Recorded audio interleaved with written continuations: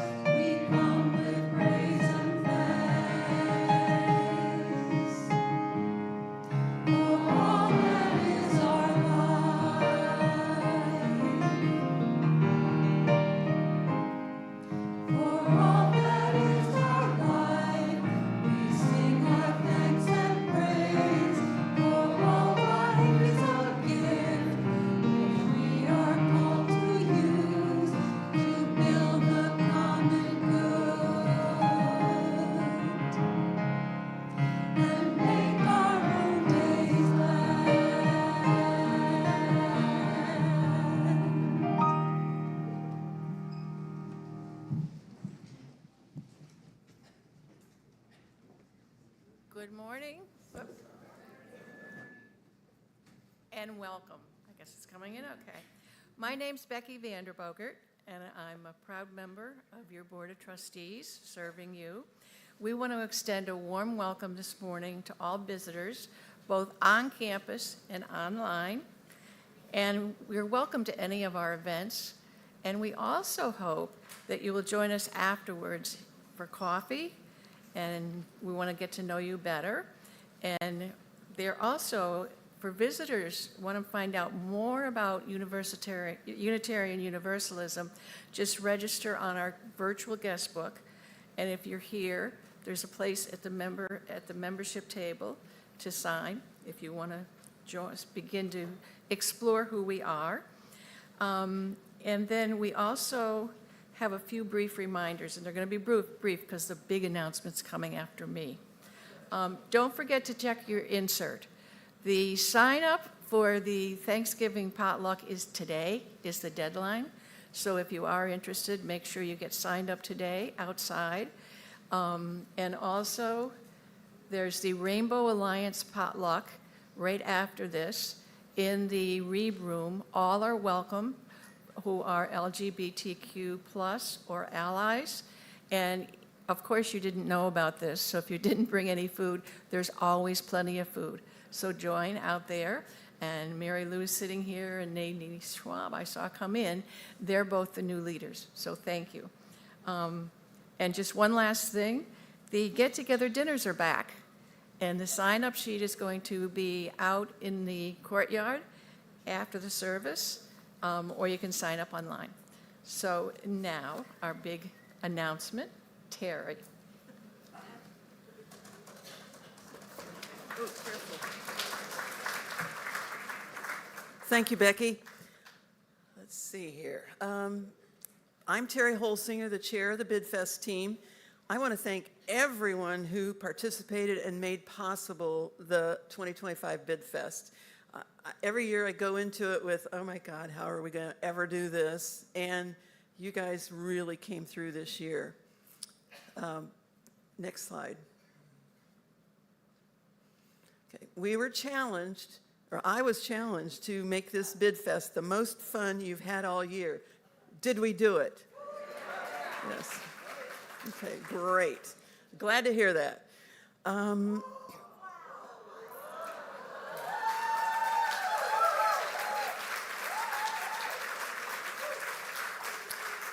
This is a record that we've never achieved before. Even, with the inflation and everything going on in the world, you guys really came through. So I haven't seen it up on the big screen before, so that's pretty cool.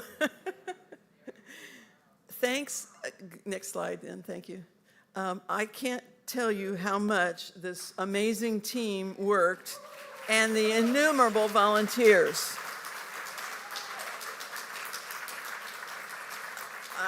We probably had 40 or so volunteers between food prep and calling and calling old, previous donors and all that stuff. So it's fantastic.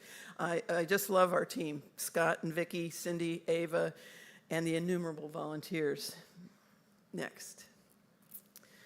We had many behind-the-scenes helpers, especially our AV team, Doug and Klaus, for keeping the slides going for the live auction.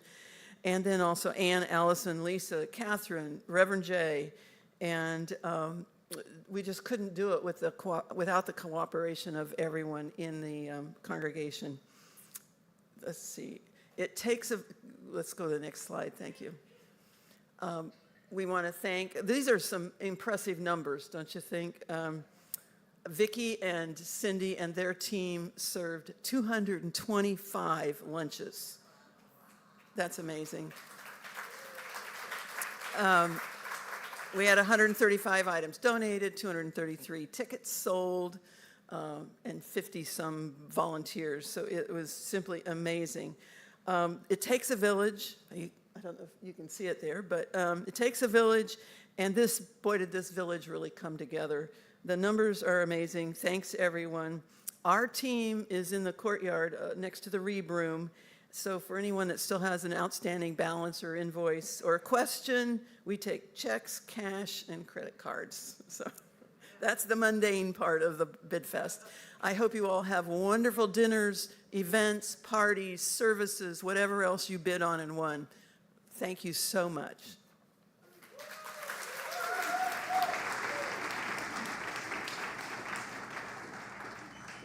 Good morning, it's choir time. So as the choir comes up, just let me invite you again. We celebrate a lot of diversity in the choir, which means that if you don't read music, that's okay. We have choir members who don't read music. If you like to sing, but you're just like, my voice isn't the same, it doesn't matter. Come sing with us. If you're just such a great singer that you feel like we're beneath you, we still want you to come join us. We invite everyone because we sing a diversity of music, all kinds. We have some more challenging, like some more classical, serious music. We're doing some pop tunes. We do all kinds of things because we want to serve all of you. So please feel free to join us. Open any Wednesday. Come any Wednesday. We have rehearsals at 7 o'clock on Wednesdays. We would love to see you.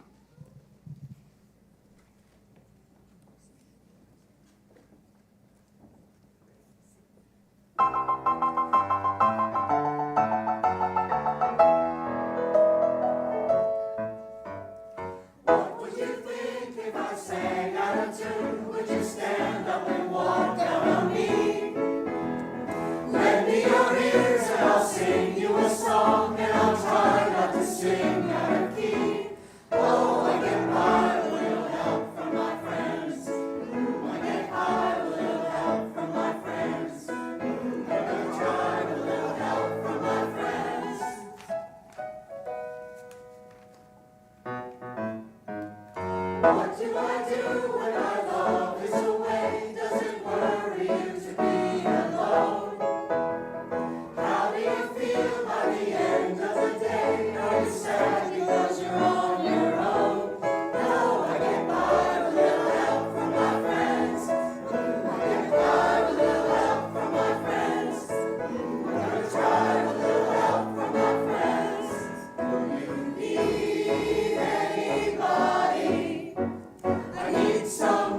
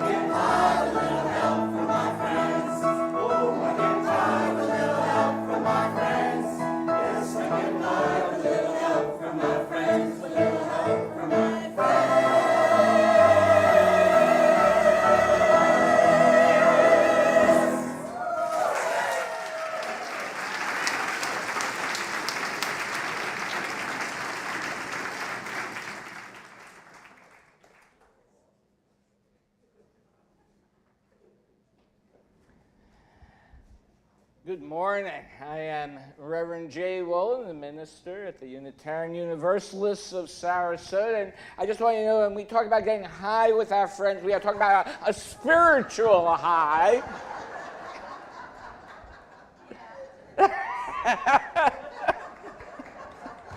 I don't know why I felt the need to say that. Anyway, I also want to thank Reina Phair of our worship committee, who will be doing some of the readings today. Our opening reading is from the Reverend Hannah Roberts Villnave, and it's slightly adapted with her approval.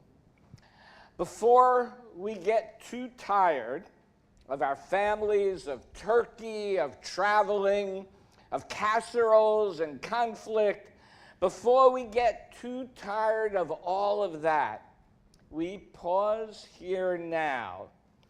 We pause to be together in all of our imperfections, our rage, our fear, yes, but also in all of our hope, our dreaming, and our love. We pause to attend with grateful hearts to that which sustains us. This earth, this time, this community. In pausing here now, we are called. We are called to do as gratitude commands, to honor those who have gone before by carrying their work forward into something new. For in gathering, we glimpse the possible, the community in the making, the world coming into existence, the future that lies just beyond the horizon. Of today, of us, of our vision, we cannot see it all except in pieces, fragments that arrive unexpectedly, often in the quiet, still, small voice within. So come, friends, strangers, all, and let this be a time to stop and take those shards of possibility and put them together into a beautiful mosaic that none of us can claim as our own or create alone. Please join me now as we light the chalice by affirming our value of generosity, which is in your order of service and on the screen behind me. Together we cultivate a spirit of gratitude and hope. We covenant to freely and compassionately share our faith, presence, and resources. Our generosity connects us to one another in relationships of interdependence and mutuality.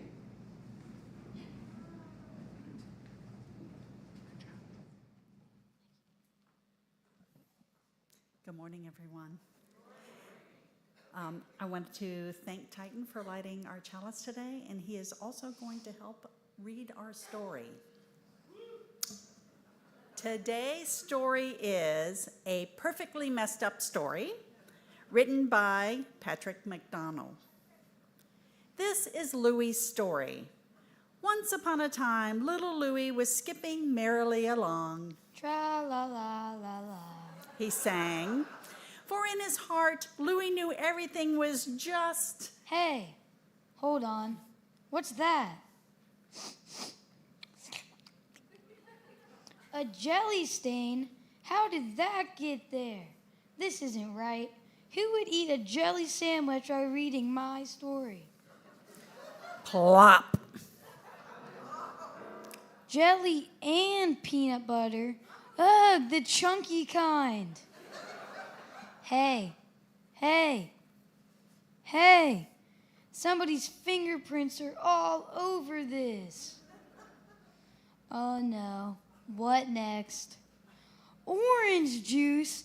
Ah, my story is getting all messed up.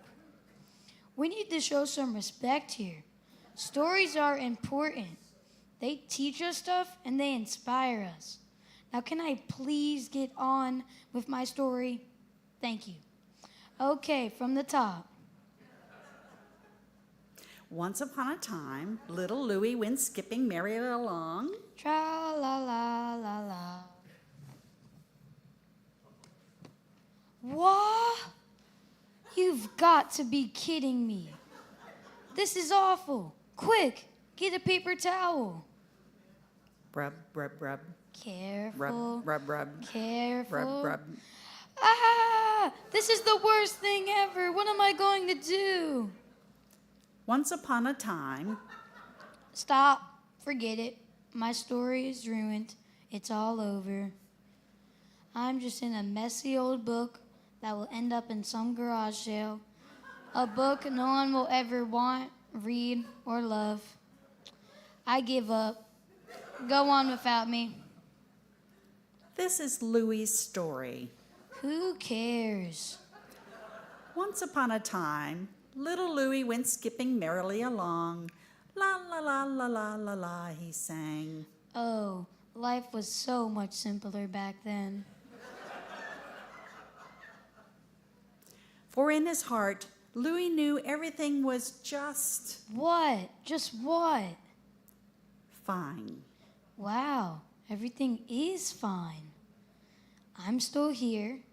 You're still listening, and it is a pretty good story, messes and all. So come on, let's finish this. This is Louie's story. I love it, and nothing is going to stop me. The end.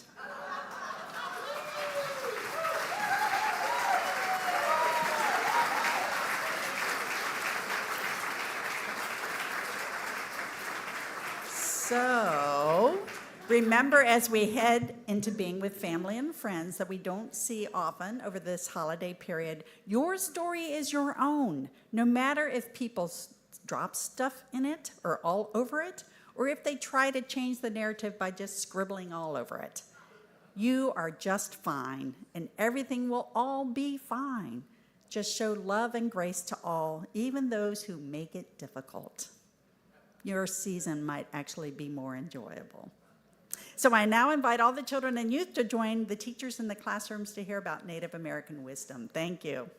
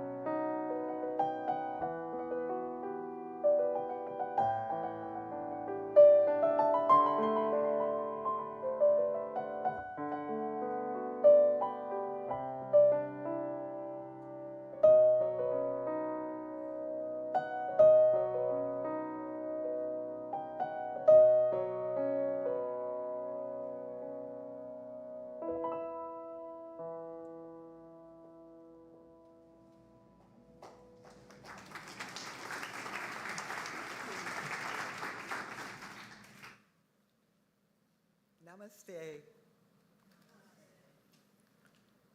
The following reading is written by UU Minister Victoria Safford. Walking toward morning.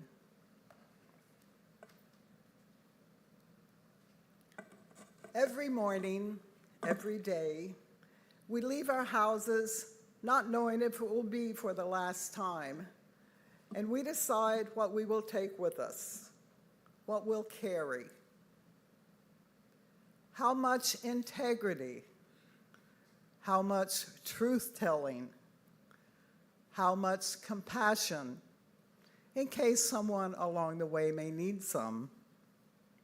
How much arrogance, how much anger, how much humor, how much willingness to change and be changed, to grow and to be grown. How much faith and hope, how much love and gratitude.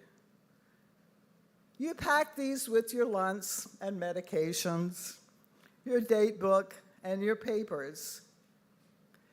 Every day, we gather what we think we'll need, pick up what we love, and all that we believe so far, put on our history, shoulder our experience and memory, take inventory of our blessings, and we start walking toward morning.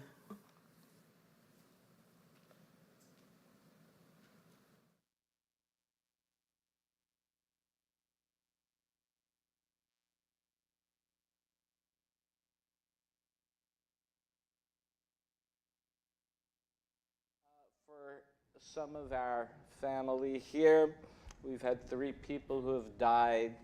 A longtime friend, James Hean, died on November 7th. We just found out this week. Rhoda Taylor, longtime member, longtime attendee, always showed up at the Friday night Zoom meetings, died last Sunday. Celebration of Life will be December 8th at noon. And lastly, and very quickly, Joy Wowak died this past Thursday in the hospital very quickly and well, maybe it's never should be unexpected, but her celebration of life will be to be determined after I have more meetings with her family.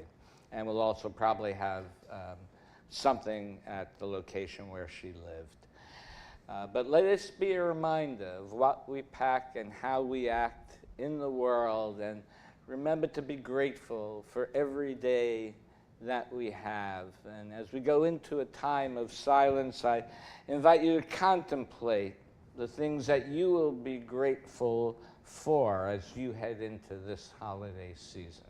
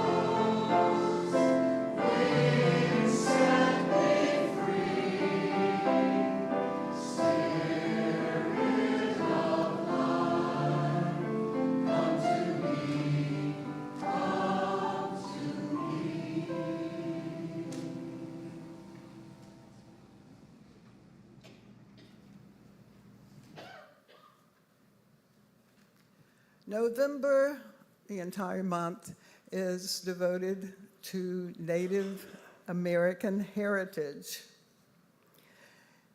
You can learn a lot about this in many ways. Comcast, if you have that, is offering the Free Nations channel. It gives you movies and a lot of insight into what is happening with them currently. And also you can see some things on Netflix. The following poem is by the first Native American Poet Laureate, Joy Harjo. Perhaps the world ends here.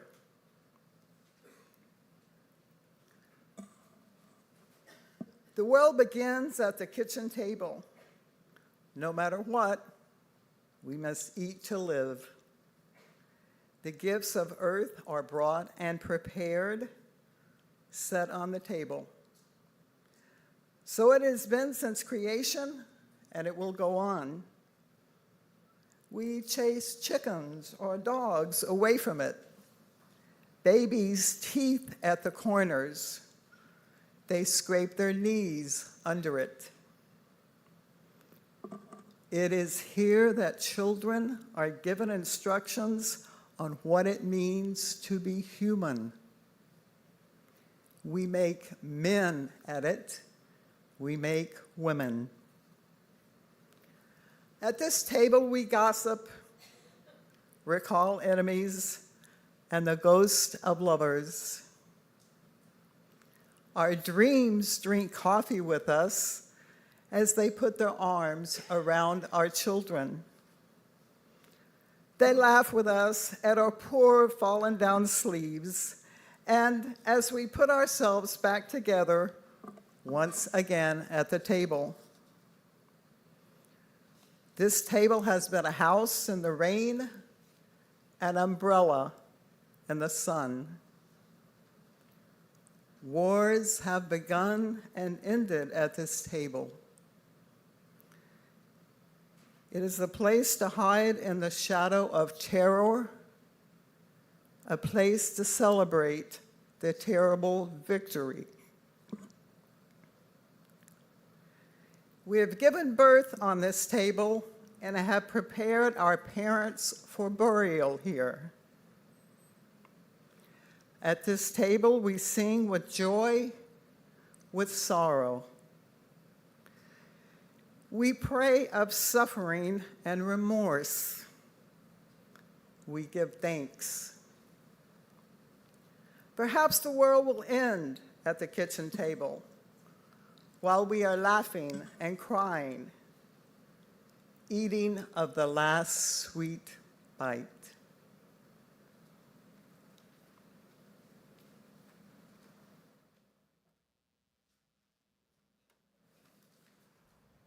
So each month,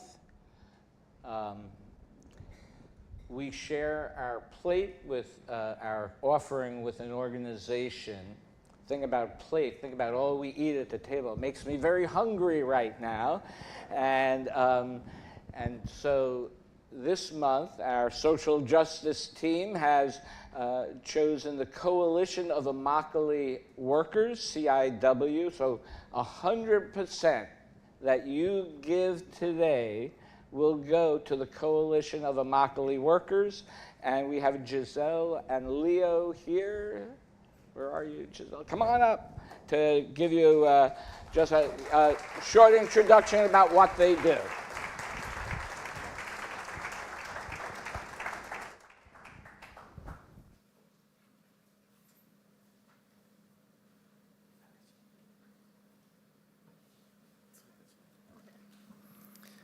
Good morning. My name is Leo. I'm working with the Coalition of Immokalee Workers.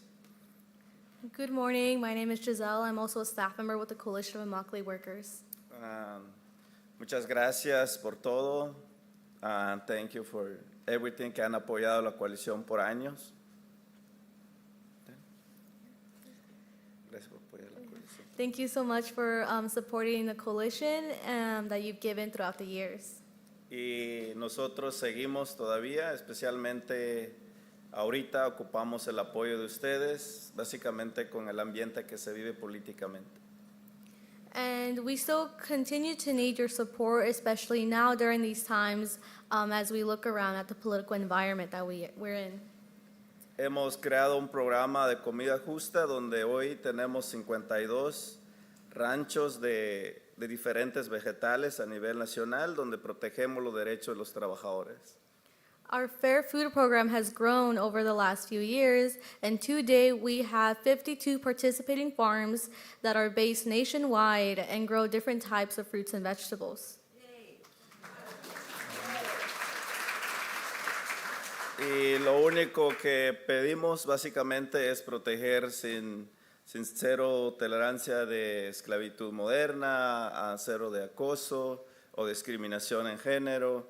Entonces, es lo único que buscamos en los ranchos para los trabajadores. And what we look for from these farms are rights like zero tolerance, policies against modern day slavery, against sexual harassment, against gender-based violence. These are the type of rights that we're looking for.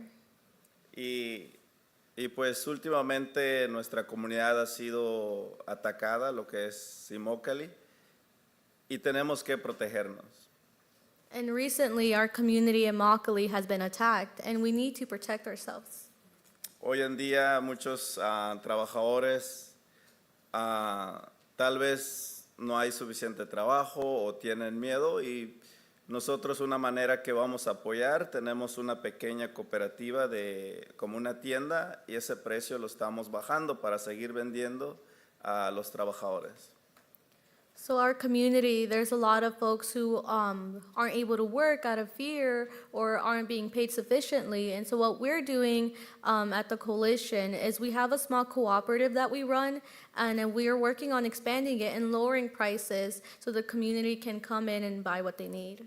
Y estamos trabajando con fundaciones para ver donaciones y tal vez bajar más el precio mientras que sobrevivimos esto.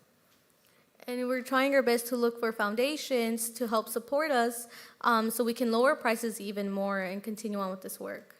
Y pues también nosotros vamos a seguir con nuestra lucha. En primavera básicamente tenemos una gira, tal vez podemos visitar aquí donde vamos a traer música tradicional tanto de México y de Guatemala. And as we continue our work in the spring, we're planning to do a small tour, and potentially we can visit you all then, where we're going to bring music from Guatemala and Mexico to different places. Entonces, muchas gracias por el tiempo. Thank you for your time.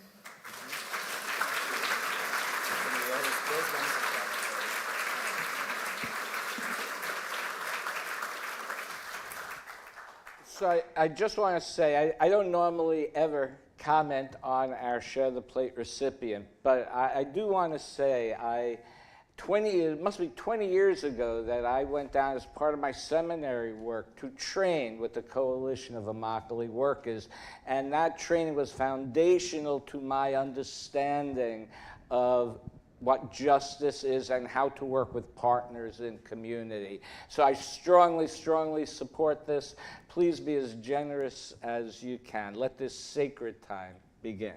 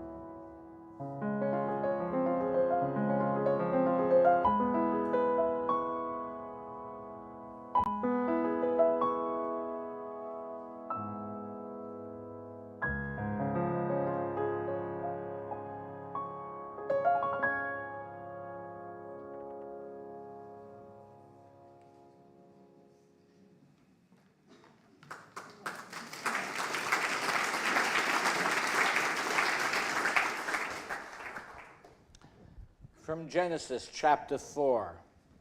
Now the man knew his wife Eve, and she conceived and bore Cain, saying, I have gained a male child with the help of the Lord. She then bore his brother Abel, and Abel became a keeper of sheep, and Cain became a tiller of the soil. And in the course of time, Cain brought an offering to the Lord from the fruit of the soil, and Abel, for his part, brought the choicest of the firstlings of his flock. The Lord paid heed to Abel and his offering, but to Cain and his offering he paid no heed. Cain was much distressed, and his face fell. And the Lord said to Cain, why are you distressed? And why is your face fallen? Surely if you do right, there is uplift. But if you do not do right, sin couches at the door. Its urge is toward you, and yet you can master. Cain said to his brother Abel, let us go out into the field. And when they were in the field, Cain set upon his brother Abel and killed him. The Lord said to Cain, where is your brother Abel? And he said, I do not know. Am I my brother's keeper? And then he said, what have you done? Hark, your brother's blood cries out to me from the ground. And more later. Now, once more, our choir.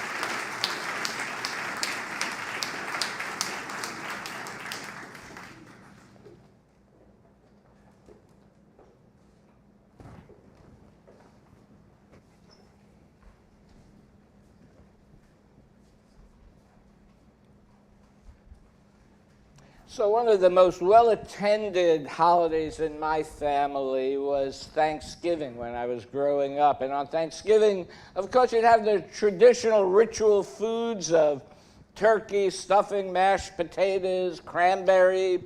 My mouth is already starting to water. In addition, my aunt would make these outrageously good shrimp toast and then salami with dipped in some delicious, tangy, like unknown secret sauce that she never passed on the recipe for. I have to say, as I became older, I realized it's hard to be a vegetarian on Thanksgiving in my family, anyway. After years and years of conditioning, it's hard to discipline oneself in the face of the onslaught of such Epicurean delights. And when I raised the idea of tofurkey for Thanksgiving, let's just say I was outvoted, okay? Family members would come far and wide for Thanksgiving, and often it would be the only time in the year I would see a number of them. And you know, I have found most families have at least one person that they struggle with. In mine, we had one person who shall remain nameless, who was called the most obnoxious man in the world.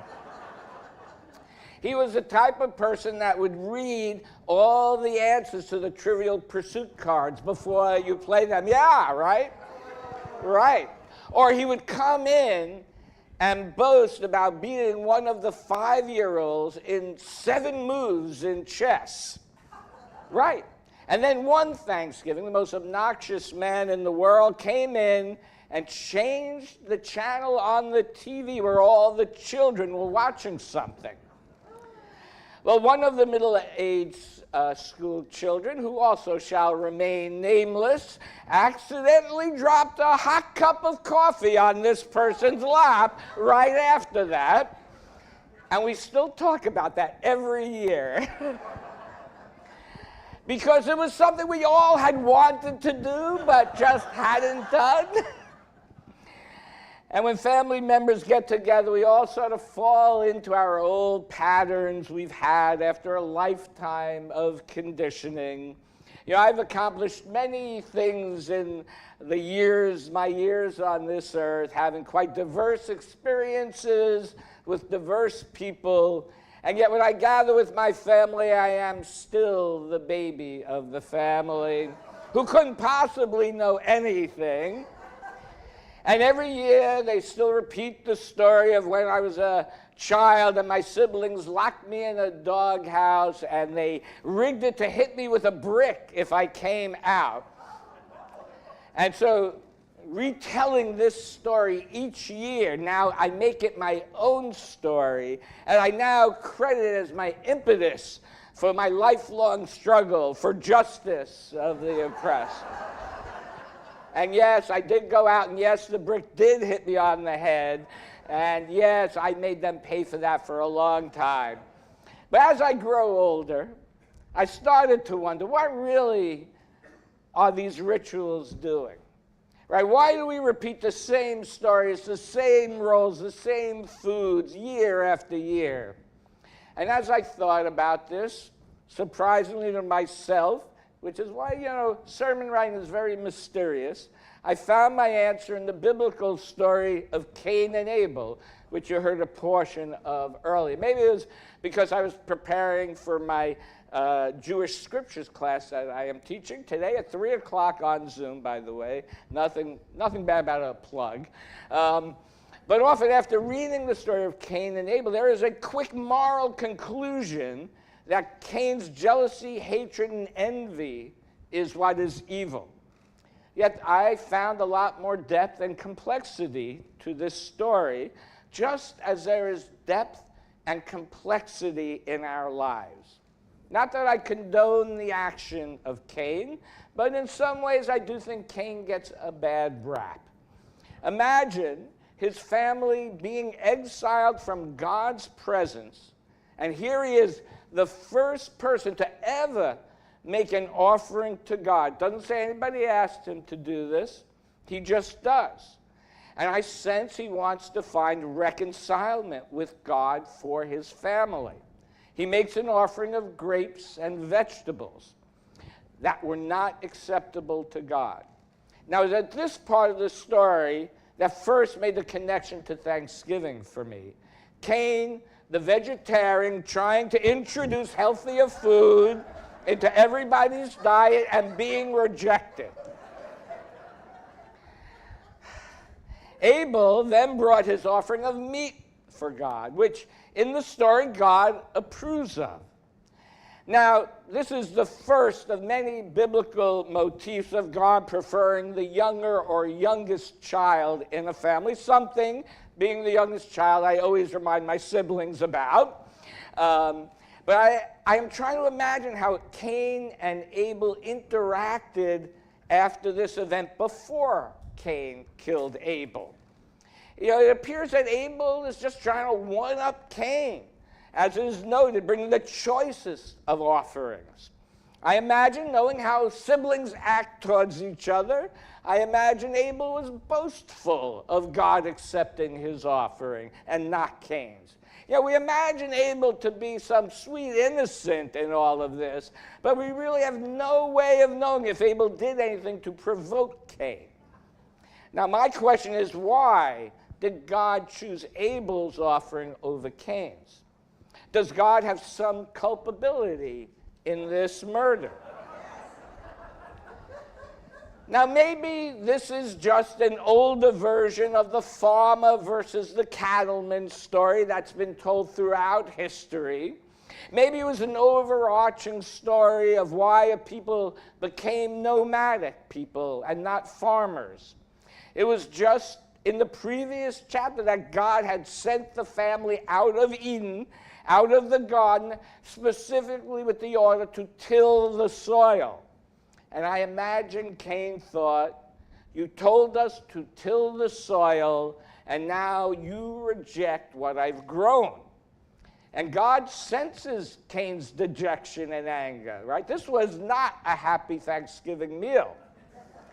God says, surely if you do right, there is uplift, but if you do not do right, sin couches at the door. Its urge is toward you, yet you can be its master. Now that sounds like a very Buddhist message if you ask me personally. We all have our passions and different ideas and people who get under our skin. The question is, do we control our reactions or do they control us? And in a fit of rage, Cain kills Abel or drops a cup of coffee on someone's lap. Now, God knew there was a danger and warned Cain, but God did nothing to intercede to prevent the murder, and neither did I do anything to intercede to stop that young person from dropping coffee on this person. And I think, what of Adam and Eve? Where were they in this whole story of Cain and Abel? Right? Why didn't they do something to protect Abel? I imagine they were fearful to face God again.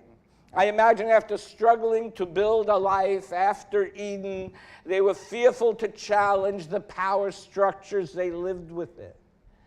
But perhaps if they had interceded, perhaps if they faced up to the power structures and supported Cain, perhaps if they questioned the status quo, questioned what they were conditioned to believe, violence could have been prevented.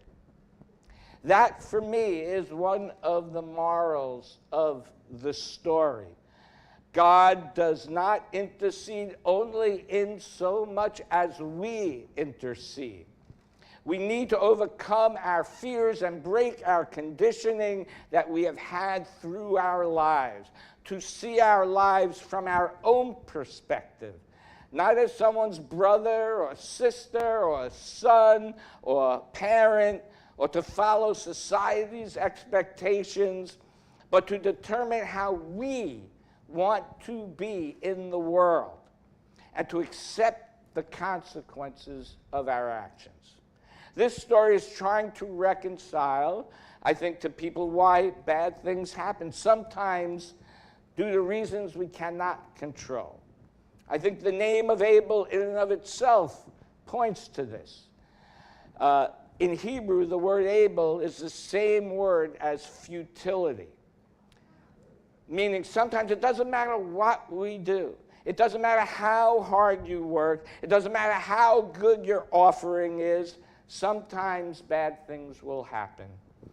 But the second message of the story is also this, that despite our mistakes, despite the seeming arbitrariness of life, we can and should control our own actions and reactions. We can't control everything that happens, but we can control how we respond. We can learn from our mistakes, we can transcend our environment, and we can transcend our limitations and expand our possibilities in this world. And we can be creative and build a life and build a city and build a world. For after Abel's murder, God asks Cain if he knows where his brother is. And Cain replies, I do not know. Am I my brother's keeper? Now, the common assumption here is that Cain is lying. I don't read it that way, right? I think this is Cain questioning the afterlife. I see this as Cain rebuking God, saying God is his brother's keeper now after death. He is saying that he realizes God is not our keeper in this life. God sends him out to be a ceaseless wanderer, sends Cain out to be a ceaseless wanderer. And Cain responds, my iniquity is too great to bear. Cain realizes he, not God, should have been his brother's keeper. And he had abandoned that role. And in so doing, he felt guilt and repentance and transformation. And in the same moment of clarity in the story, I believe God was transformed as well. God, who did not protect Abel, agrees to protect Cain. God learns from God's mistakes. This story tells us we can all learn from our mistakes. The story says Cain is now and forever alienated from God. Now think about the overarching story. His family is alienated from God. Cain tries to reconcile only to be rejected, and then to reject God and to realize that he had to determine how he could live a moral life. Not by leaving offerings, but by using his passion to create something meaningful. We can use our passion to create or to destroy.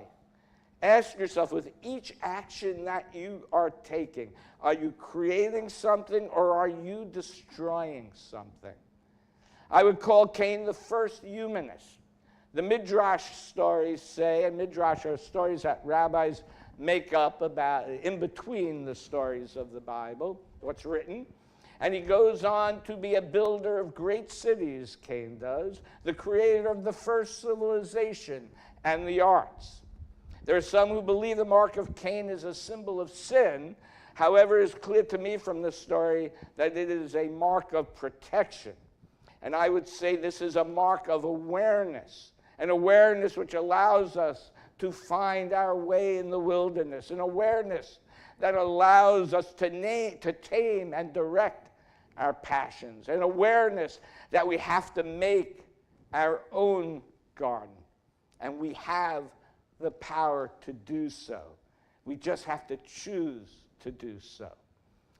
This is just a small portion, if you can put up on the screen, of a painting in the Musée d'Orsay in Paris entitled Cain by Ferdinand Cormont. It is a full wall-length painting, bigger than this wall here, actually. And this painting caused quite a controversy because in it showed Cain and his family wandering in the wilderness as Paleolithic cave people. Right? So we, of course, like to imagine our biblical characters as modern-day characters so we can imagine they could be like us. Right? It's harder for us to make meaning of stories if we have to imagine them as cave people. Right? Well, thinking back about my family and Thanksgiving, it actually becomes much easier to imagine them as cave people. So if you're at a family gathering this Thanksgiving and you're feeling tense, look within. Be authentic to who you are, not who others expect you to be. We don't choose our family, but we can choose how we show up with them. As we affirmed earlier in our chalice lighting, generosity is not just about sharing resources, it is about sharing presence, patience, and mercy with one another. So let's be grateful for the time we have together, even when it's imperfect. Let us control our passions so everyone leaves in one piece and with no need for dry cleaning, literally or emotionally. And let the retelling of our stories help us see our lives from a wider perspective. Notice how your family shaped you and how your own choices continue to shape who you are becoming. Let us as well find mercy in our hearts, mercy for those who challenge us, for they have pain too. And perhaps they can learn something from you in how you react to choose or not, react not to choose, or choose not to react. Mostly, though, let us find mercy for ourselves by easing our expectations of the holiday season. And let me just say this, if Thanksgiving is still unhealthy and you have to let it go, then let it go. It's okay to let go of the pain. It's okay to let go of someone else's vision of you. It's okay to let go of your own vision of yourself. It is okay to let go and move forward with a new creation of how you want to be in the world. We are here to walk with you on that journey.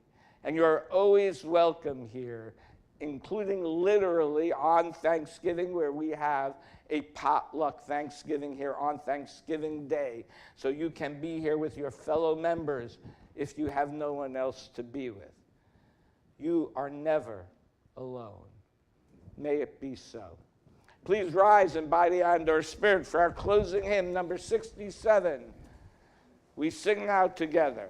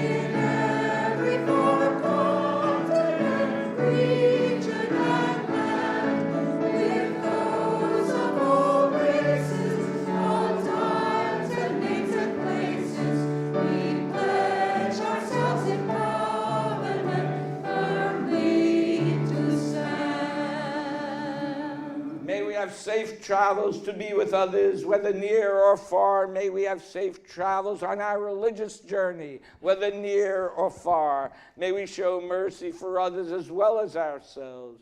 May others get to know us as we know ourselves. May we have grateful hearts. May we be filled with loving kindness. May we be peaceful and at ease. May we be well. May we be happy. Happy Thanksgiving, everyone. Please join me now in extinguishing our chalice. Thank you. We extinguish its flame, but not the light of truth, the warmth of community, or the fire of commitment. These we carry in our hearts until we are together again. Thank you all for your presence here. Go forth, be joyful, be grateful. Thank you.